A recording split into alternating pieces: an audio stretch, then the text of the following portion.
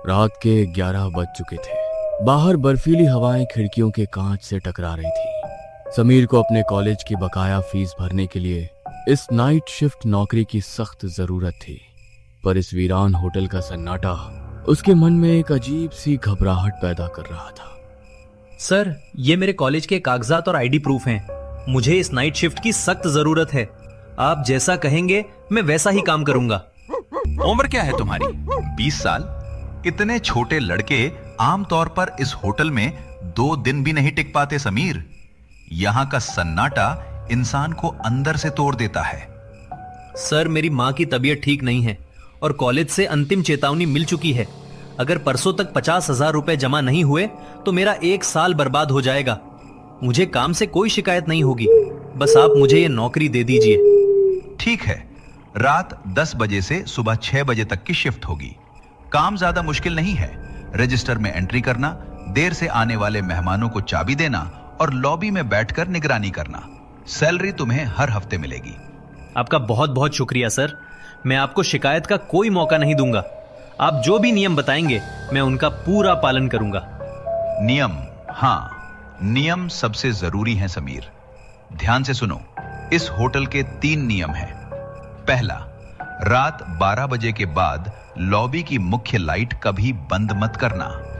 दूसरा, अगर कोई बाहर से मुख्य दरवाजा खटखटाए तो बिना आई होल से देखे दरवाजा मत खोलना। जी सर, समझ गया। और तीसरा नियम? तीसरा नियम सबसे खतरनाक और सबसे महत्वपूर्ण है। तीसरी मंजिल पर कमरा नंबर 304 है। उस कमरे की तरफ तुम्हें भूल कर भी नहीं जाना है, चाहे कुछ भी हो जाए।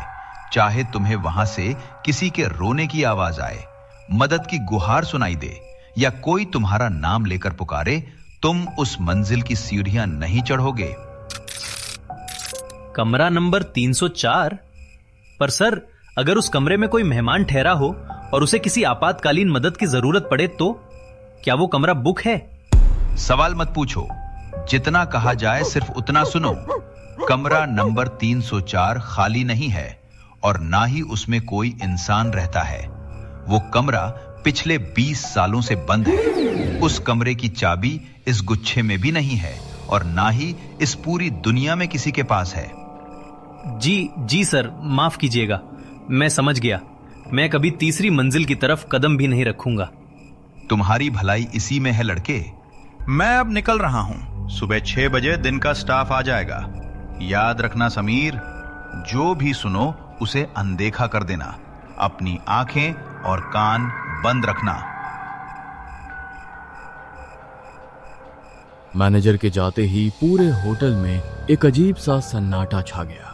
समीर रिसेप्शन काउंटर के पीछे रखी पुरानी कुर्सी पर बैठ गया। उसका दिल तेजी से धड़क रहा था और उसकी नजरें बार बार उस काली लकड़ी की सीढ़ी की तरफ जा रही थीं जो तीसरी मंजिल के अंधेरे में गायब होती थी। शांत हो जाओ समीर, बस 8 घंटे की बात है। फीस के पैसे मिलते ही मैं ये अजीब नौकरी छोड़ दूंगा। मैनेजर सर शायद बूढ़े हो गए हैं, इसलिए फालतू के वहम पाल रखे हैं। भला बंद कमरे से आवाजें कैसे आ सकती हैं? रात के ठीक 12 बजते हैं। अचानक काउंटर पर रखा पुराना लैंडलाइन फोन जोर जोर से बजने लगता है।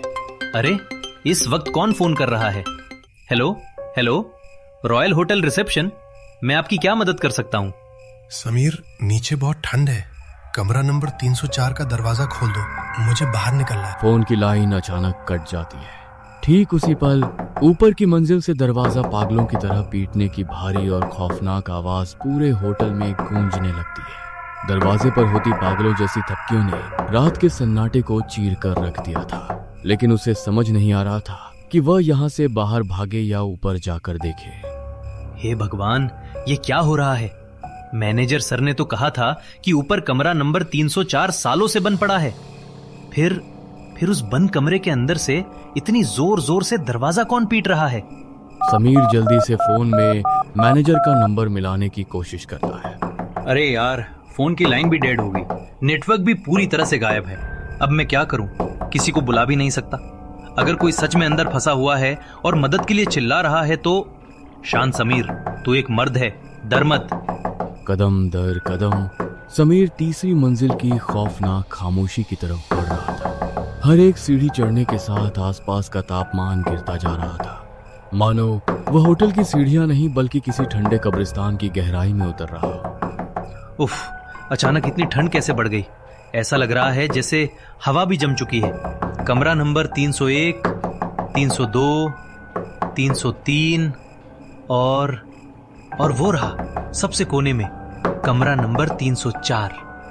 समीर जैसे ही कमरा नंबर 304 के करीब पहुंचता है, दरवाजा पीटने की खौफनाक आवाज अचानक बंद हो जाती है। पूरे कॉरिडोर में सन्नाटा छा जाता है। आवाज अचानक बंद क्यों हो गई? कौन है अंदर? सुनो, अगर कोई अंदर फंसा है तो जवाब दो। मैं रिसेप्शन से समीर हूं। क्या तुम्हें मदद चाहिए? कोई जवाब नहीं आता, केवल समीर की अपनी भारी सांसों की आवाज सुनाई देती है। देखो, अगर ये कोई घटिया मजाक है तो बिल्कुल अच्छा नहीं है। बाहर निकल आओ, वरना मैं तुरंत पुलिस को फोन कर दूंगा, समझे तुम? अचानक एक भारी लोहे की चटकनी खुलने की कड़ाकेदार आवाज आती है। कमरे के अंदर से बर्फानी हवा का एक तेज झोंका बाहर निकलता है, जो समीर के चेहरे पर टकराता है। उफ, घिनौनी बदबू, कितनी सड़न है इस हवा में, और ये सांस रोक देने वाली ठंड। ऐसा लग रहा है जैसे किसी ने बर्फ के मुर्दा घर का दरवाजा खोल दिया हो। समीर के सामने केवल एक अंतहीन, गहरा और खौफनाक अंधेरा था। एक ऐसा अंधेरा जिसमें रोशनी की किरण भी जाने से कतरा रही थी। क्या मुझे अंदर जाना चाहिए? नहीं, मेरा दिल कह रहा है कि यहां से भाग जाऊं, लेकिन अगर अंदर कोई घायल पड़ा हुआ तो? अगर किसी को सच में मेरी जरूरत हुई, मुझे देखना ही होगा। समीर कांपते पैरों से कमरे की दहलीज को पार करता है। हे भगवान, ये कमरा इतना जर्जर और भयानक क्यों है? पूरे कमरे में जाले लगे हैं, फर्नीचर टूटा पड़ा है, जैसे बरसों से यहाँ किसी इंसान ने कदम ना रखा हो। फिर वो आवाजें, वो कहां से आ रही थी? समीर टॉर्च की रोशनी को दाईं तरफ की दीवार पर घुमाता है। दीवार पर गहरे भूरे रंग के धब्बे लगे थे। ये दीवार पर क्या लगा है? ये सूखा हुआ लाल रन है? नहीं, ये रन नहीं है, ये तो सूखा हुआ खून है। यहाँ क्या हुआ था? कौन था यहाँ? दीवारों पर खून के निशान क्यों हैं? मैनेजर सर ने तो कहा था कि यह कमरा सिर्फ मरम्मत के लिए बंद किया गया है। उन्होंने मुझसे झूठ बोला। टॉर्च की रोशनी कमरे के कोने में रखे एक पुराने ड्रेसिंग टेबल पर पड़ती है, और वो सामने एक टूटा हुआ पुराना शीशा, कितना धुंधला और अजीब लग रहा है। ऐसा लग रहा है जैसे कोई इसके अंदर से मुझे घूर रहा हो। शीशे के अंदर समीर के प्रतिबिंब के ठीक पीछे एक काली साए जैसी आकृति धीरे धीरे उभरने लगती है। उसकी आंखें लाल चमक रही हैं। समीर शीशे में उस साए को देखता है। समीर झटके से पीछे मुड़कर देखता है। पीछे का पूरा कमरा खाली था। पीछे तो कोई नहीं है, लेकिन शीशे में कौन दिख रहा था?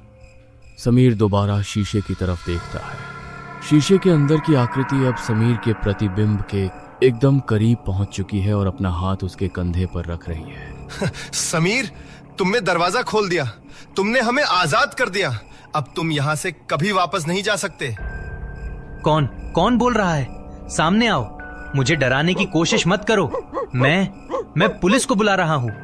समीर बदहवास होकर दरवाजे की तरफ भागता है, लेकिन इससे पहले कि वह कमरे से बाहर निकल पाए, दरवाजा अचानक भारी धमाके के साथ बंद हो जाता है। नहीं, दरवाजा अपने आप कैसे बंद हो गया? बाहर से कोई है? दरवाजा खोलो, मुझे बचाओ, कोई मुझे यहाँ से बाहर निकालो। बाहर से ताला बंद होने की भारी आवाज आती है। समीर दरवाजे से पीठ टिकाकर नीचे गिर पड़ता है। टॉर्च उसके हाथ से छूटकर फर्श पर गिर जाती है। मुझे बाहर निकालो, मुझे इस कमरे में नहीं रहना। भगवान के लिए दरवाजा खोल दो। समीर कमरे नंबर 304 में फंसा हुआ था। दरवाजा बाहर से बंद था और टूटे हुए शीशे के पीछे से लगातार किसी के रोने की आवाज आ रही थी। तभी उसकी नजर फर्श पर पड़ी एक पुरानी डायरी पर गई।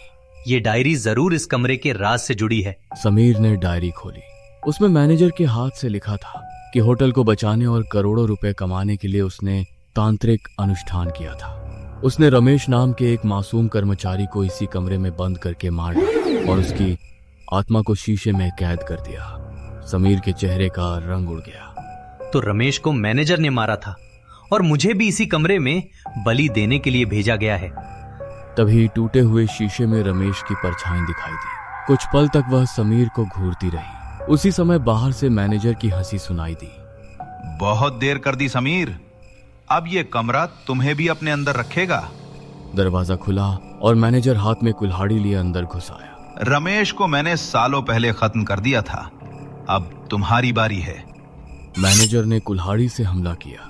समीर किसी तरह बच गया। दोनों के बीच हाथापाई होने लगी। तभी समीर की नजर मैनेजर के गले में लटक रहे लाल ताबीज पर पड़ी। इसे छूने की कोशिश मत करना, यही मेरी रक्षा करता है। मैनेजर ने दोबारा हमला किया, लेकिन समीर ने उसका हाथ रोक लिया और पूरी ताकत लगाकर ताबीज तोड़ दी। ताबीज जमीन पर गिरते ही कमरे का माहौल अचानक बदल गया। टूटा हुआ शीशा जोर जोर से कांपने लगा। मैनेजर पहली बार डर गया। शीशे में रमेश की परछाई तेजी से बड़ी होने लगी। नहीं, ये नहीं हो सकता।